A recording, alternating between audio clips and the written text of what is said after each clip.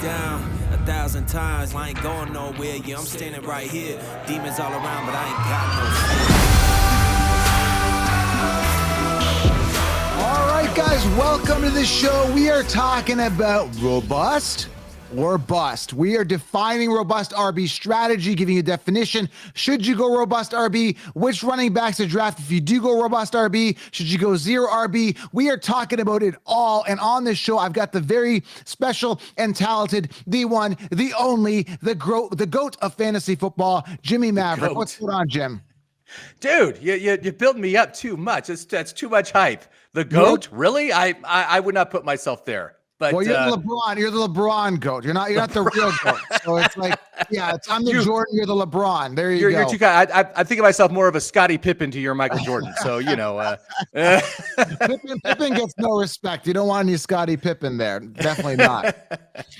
So Jim, today we're talking about robust RB. What is? I defined it last year, and there's different definitions of it, but. Let's start off with the definition here before we get into this. The definition of robust RB, and this is probably going to change because it gets harder and harder every year, but it's drafting 3 workhorse running backs with no committee in the first 4 rounds or minimal committee. So you want to say that, you want to take that lightly, right? But it's 3 elite running backs with no committee in the first 4 rounds. The guys that are primed for workload, the guys that are set to do that. Now this year, Jim, believe it or not, we're going to talk about guys to draft in those first 4 or 5 rounds. There is actually RB1s falling to rounds 3 and 4 or 5 even. This is kind of a year where running backs are kind of trickling down. We're going to talk about that, Jim. I'm excited to dive into this because so many questions come around this. Should I go zero RB? Like, it's such a big debate.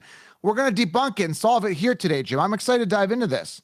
Yeah, I am too. And yeah, when you look at the draft board each year, it's typically a reflection of what happened the prior year. It's fighting the last war per se. And last year, it was a big year for quarterbacks, especially the running quarterbacks. It was a good year for the wide receivers, and a lot of running backs really disappointed, especially when you talk about the elites at the top of the board. And you had players like Josh Jacobs and David Montgomery and Miles Sanders, these guys in the middle rounds that did very well. And so what you're seeing now on the draft board is typically, in a typical year, it's always been like, there's been like 8 running backs selected and 4 wide receivers, including Travis Kelce, selected in the first round. That's typically what's happened. But this year it's flipped on its head. And now it's only like 4 running backs going in the first round and 7 or 8 wide receivers, including Travis Kelce, in the first round. And so that's really opening the door to get really good running backs much later than you typically could. So yeah, it really depends on how many people in your league, depends on what people want to do, what strategy they're following. I always preach the robust RB. So we're going to dive into all of it right now, give you a bunch of scenarios, give you a bunch of running backs to stack different combos, all here for you. But before we do that, guys, secure the 16-round draft solution. I've linked it below, guys. This is going to help you guys crush your league. Sleepers, breakouts, optimal players drafted each round. Everything you need to crush your leagues. And also, guys, this year, because of Jim, he is the creator of the 16-round plus tool. Jim, in 30 seconds or less, can you explain the difference? The solution is all the optimal players researched by myself, printable cheat sheet. It's everything you need. This is if you want more. And what more does the 16-round plus offer? Well, the tool is actually a live draft tool. So it's something you bring in with you in a live draft. You just keep it open in the side of your computer screen, or you can have it on your phone.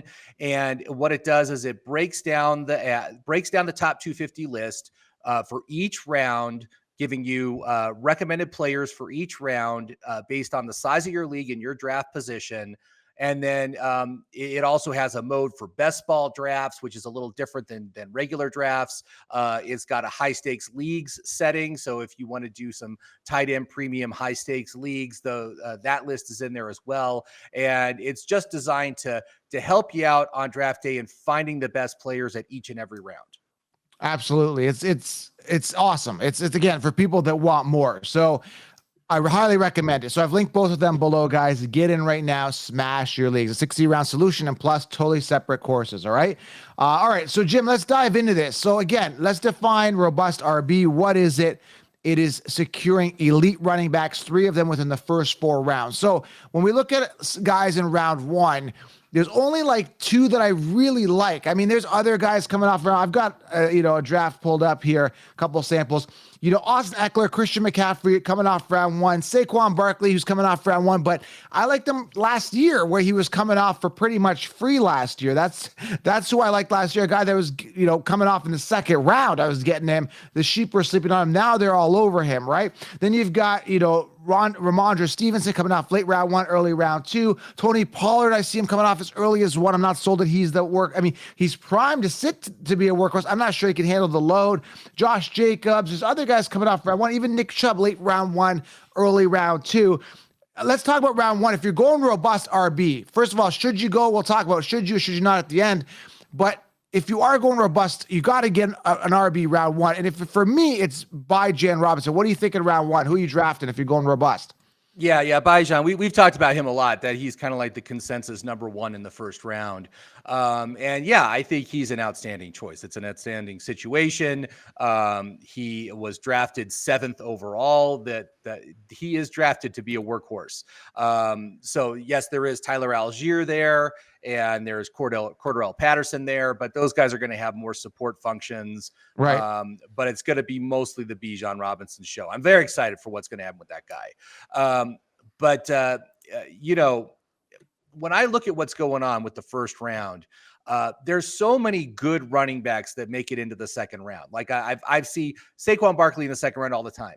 JT in the second round. Nick Chubb, Ramondre Stevenson, those guys. Oh, and Derrick Henry. Those guys all typically go in the second round from the drafts I've done so far. And so what I'm thinking you should do is in the first round, grab that ace elite wide receiver 1, and then rounds 2, 3, 4, get yourself your running backs. Man, I mean, the running back stacks you can make there, like let's say you go and you're able to get Jamar Chase in the first round, right? Get Nick Chubb in the second, Najee Harris in the third, and then Dameon Pierce in the fourth. That's pretty good. I mean, that's a pretty nice start to your draft. And Najee is that makes me feel all warm and fuzzy inside. So I did a simulation here. Najee fell to the end of round 2. He typically comes off round 2 though, so you might not get Najee. If that's the case, you might get like a Jahmyr Gibbs round 3. Round 2 Nick. So it might be Nick Chubb, Jahmyr Gibbs, Dameon Pierce type combo, or like a Nick Chubb, Jahmyr Gibbs, Kenneth Walker type combo, because I see Kenneth Walker falling to the 4th as well. I can't pass on that round 1 running back for me. I just can't do it. I would almost, again, good point you made. I like more going by Jan, coming back round 2, getting like a Garrett Wilson wide receiver, and then coming back and getting a Gibbs and a Dameon Pierce. So you could still get the 3 good running backs. Now, some people say, well, Gibbs is not an elite running back because he's still not slated as the RB1 because Montgomery's there. That's very true, but I believe talent rises to the top, and on tape, he looks ultra explosive. And I believe that the Lions believe in him. So I still think he is going to get a lot of volume. But it's kind of that year, man, where you can mix in that wide receiver somewhere in there, whether you choose to do it in round 1 or round 2, or even round 3 with a Chris Olave after you got running backs back to back, and then still get a running back round 4. So, Jim, it's an interesting year. I don't necessarily believe you have to go totally robust, because I think you need to blend in a wide receiver or 2, or maybe even a quarterback. We talked about this. Maybe even getting a Josh Allen or a Hurts round 3 is appealing as well. What do you think of that? Yeah, and that's part of the reason why the running backs are getting pushed down, is because quarterbacks are getting pushed up really far in the draft. I don't know if you remember, but like 3 years ago, you could wait till the 10th round and still get an excellent quarterback. Right. But this year, like the top 7 quarterbacks come off in the first 6 rounds. I mean, it goes really fast. And the elite 3, Mahomes, Hurts, and Allen are all going in the 3rd round right now. I haven't seen them make it past about pick 32 in any of the drafts I've done.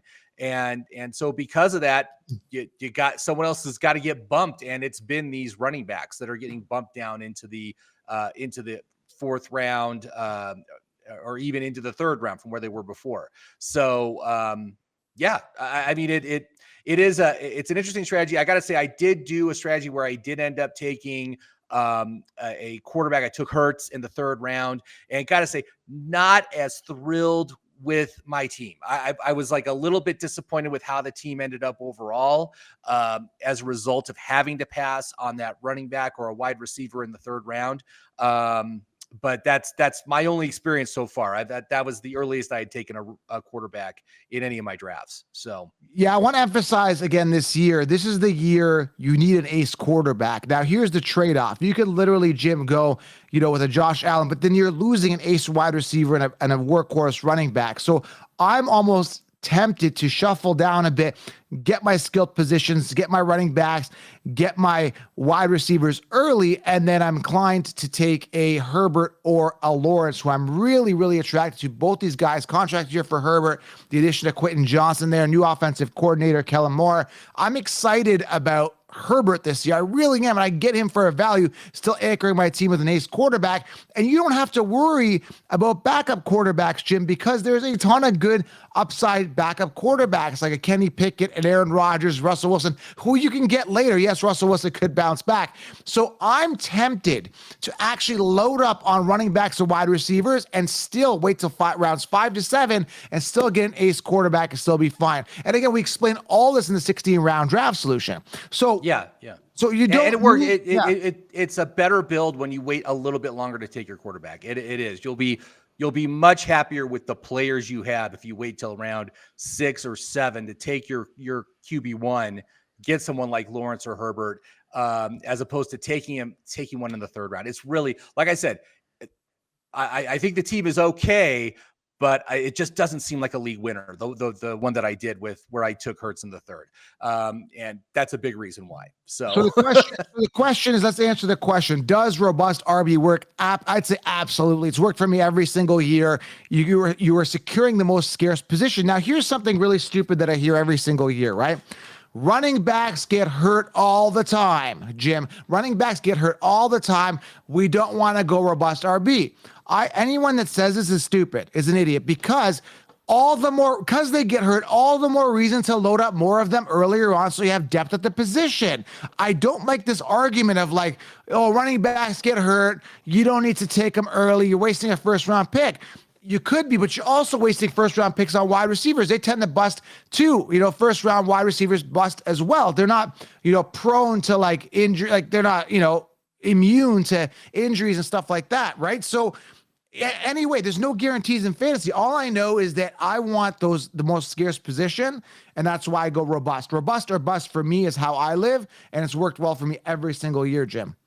Yeah. And if you're nervous about the injury risk with running backs, load up in those late rounds when you're like, when it's mostly, you're past pick 100, the player list is very depleted. I like to draft backups of handcuffs of other teams' RB1s, because those teams, if that running back gets injured, all of a sudden my team is significantly stronger because I've got the starting running back on that team now. And so, you really look in those middle and later rounds that you can draft guys like Zach Charbonnet, Tyler Algier, Elijah Mitchell. Those are just a couple of names off the top of my head, as far as the backups that where they're probably not going to do much, but if that RB1 goes down, they're in a prime position to perform and be a startable asset on your team. So I always do that. I love that strategy. Like, for example, I'll give you a quick example. Like last year, everyone was drafting Penny. I was drafting Walker, and I still had my I had Henry, I had Saquon, and I was like I don't know who I went after that, but I basically had Walker, right? So Penny went down. Now I had someone else's RB1. Same type of thing this year, because I'm almost going to take Zach Charbonnet later, right? And then when Walker goes down, which he's shown that he can possibly go down because he showed signs of possible injury last year, non-contact injury happened to him last year, I'd be excited to get Charbonnet at that point, and I got him for value. So, and another thing is, like, here's another point. By drafting a handcuff, it's almost like bad juju, bad stigma to say, hey man, like, I'm drafting a backup, because I'm afraid that my running back gets hurt. And like, I don't like that. If I draft a running back, I'm all in the faith that he's going to succeed. And I don't want to put bad karma that I've got his backup handcuff. I don't do handcuffs. Some people say, well, do you handcuff? No, I don't. I get other people's handcuffs, which is, I'm glad you made that point here today. The best way to do it. And not just to hope that their guy gets hurt, but you'd rather have your opponent's guy get hurt than your guy get hurt. So grab their backup instead. It just makes more sense, doesn't it? Then you have two RB1s instead of one. Yeah, exactly. And they've actually shown statistically that that's what happens. If you draft your own handcuff for your starting RB, if your starting RB gets hurt, you slightly degraded the effectiveness of your team. Your team is slightly worse than it was before. Yeah. But if you draft other people's handcuffs and those starters get hurt, your team gets significantly stronger. So it's just statistics. Don't you might raise your floor a little bit by taking your own handcuff, but we're playing to win, right? You want to win. So don't play for the higher floor. You play for the higher ceiling, and you go ahead and get those handcuffs of other players' RB1s, because that's where the value is. Okay, a couple combinations here. If you go robust RB, like I said, you got Bijan, and then I see Derrick Henry in this mock falling to the second round, and then Dameon Pierce round 4. That's one combination. There's not a million, but there's a lot of hundreds of combinations here, right? You get like Stevenson round 1, which I don't trust. And this guy went Joe Mixon, and then he went wide receiver, tight end, wide receiver. So he didn't go robust. So I'm just taking a look at just a sample screenshot here of different combinations. Like I said, this one's interesting. Pollard, Taylor, Gibbs. But again, I'm not something about Pollard. I just don't have that warm feeling, right? If Bijan fell to this, 2, 4, 6, 8 position, then you got Bijan, Taylor. I don't think Taylor will fall to round 2, but again, this is just a consensus simulation. Or if you went Bijan, Breece Hall, Jahmyr Gibbs round 3, then you go wide receiver. So again, there's so many combinations, right? But I really feel that you still need to slide in a wide receiver for sure in there. Maybe even you go 2 wide receivers in there. It's interesting, Jim. I don't know. There are some guys that I very much like later on. Like, we haven't talked about Cam Akers, but Cam Akers is typically going off in the 5th or 6th round. He certainly appears to be a workhorse there. There doesn't appear to be any competition in that backfield, and he was very strong at the end of last year. I think he's finally over that Achilles injury he suffered a couple seasons ago. So I've been up on him. I've been talking him up. No, I've been talking him up. It's a contract year for the guy. I think he's going to be very good this year. And he's a good value.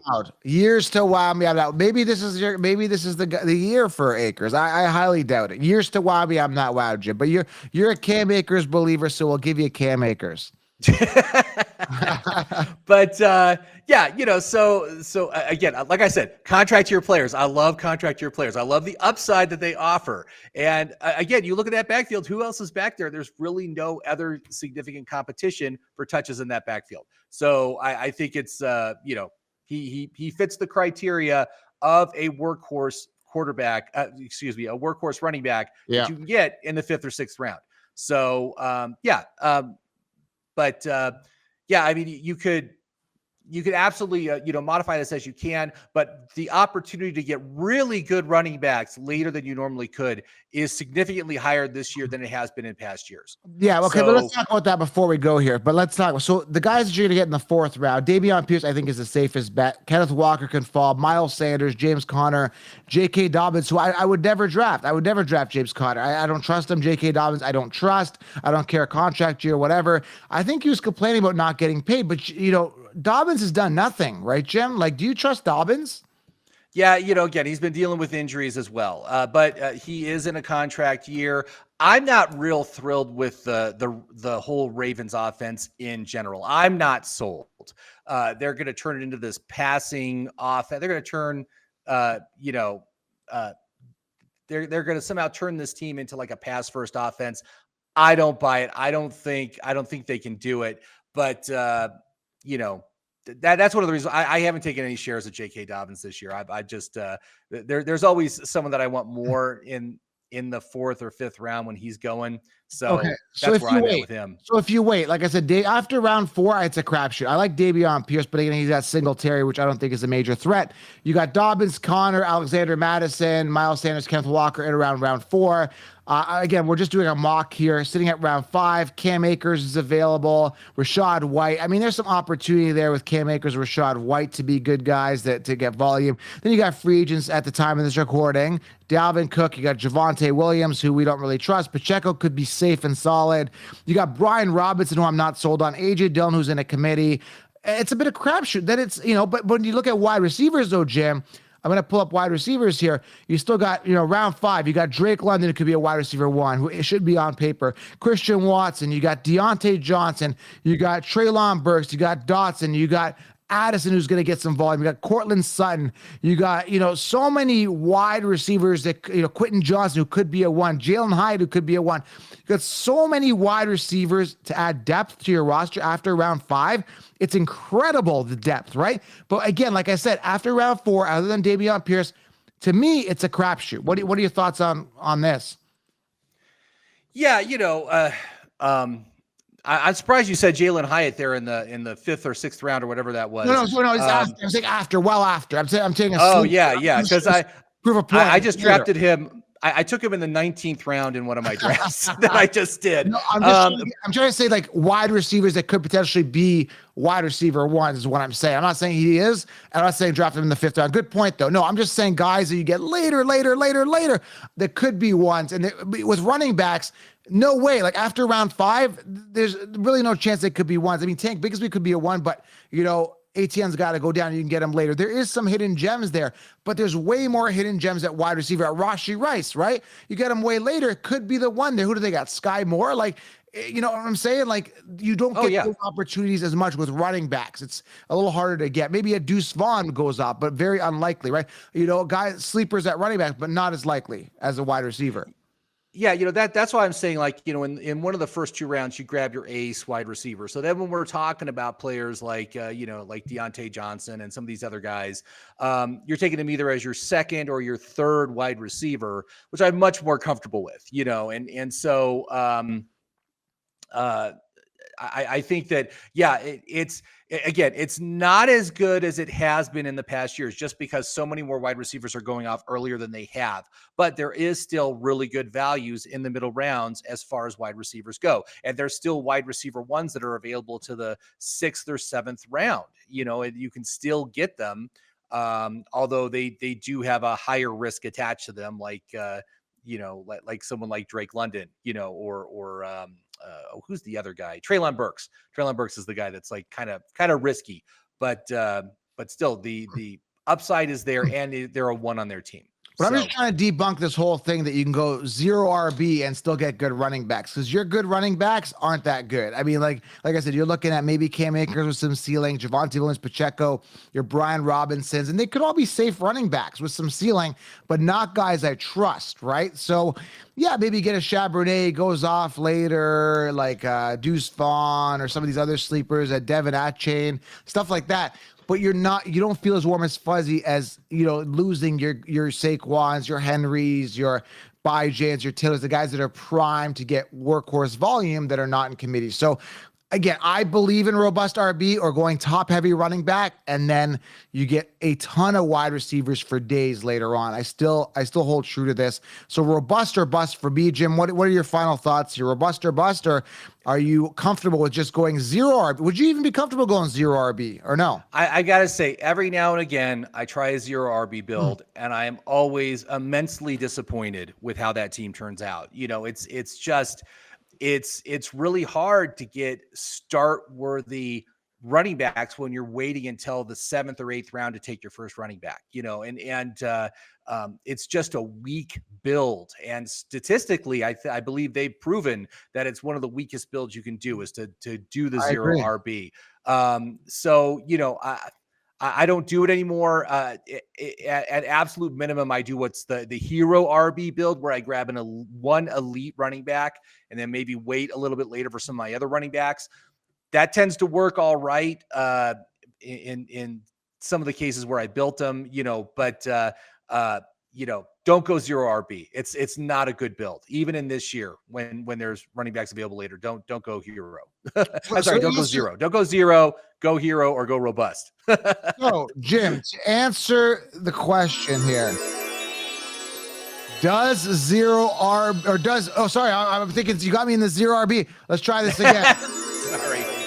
So to answer the question, does robust RB work? The answer is yes. Oh, yeah. Yes, it does. Yes, everybody, ladies and gentlemen, sit down, please. Thank you. It works. So there you go, my sound effects for the day. Yeah, it does work. It's worked for me every year. I always end up either in the championship, winning the championship. I never miss playoffs. It works. You're putting a staple to your team. You're anchoring the most scarce position. You're backing it up. You're always having depth at the position that people are scrambling. And if you have too many RBs, that's actually a good problem. There's no such thing as too many RBs because, well, there is. I mean, if you have 10 of them and you have no other positions, but you know what I mean? It's always good to have depth because you could trade some of them, and people are really desperate for running backs when Christian McCaffrey and Austin Eckler go down this year. Yes, I'm calling it a Christian McCaffrey injury yet again this year. You cannot predict injuries, but the counselor does, and we're going to see how it goes. All right, man. I hope it doesn't, but there is a risk there. He's not the most durable player. Listen, so, there's no nice guys in fantasy football. We're out to win championships, and you got to be a little Exactly. ruthless sometimes. That's it. We want to win. That's all. That's what it's all about here. So if you're new to the channel, make sure you guys subscribe. Grab the 16-round plus draft tool. Linked it below. The solution, everything. Smash thumbs up. Are you going robust or are you not going robust, RB? Love to get your feedback. Jim, thanks for coming on the show, man. It was a good one. I love talking running backs. Oh, absolutely. Thank you, counselor. Have a great day. We'll talk soon, guys. Subscribe, thumbs up. We are out. Let's cue in the outro. We'll talk soon. Bye, guys.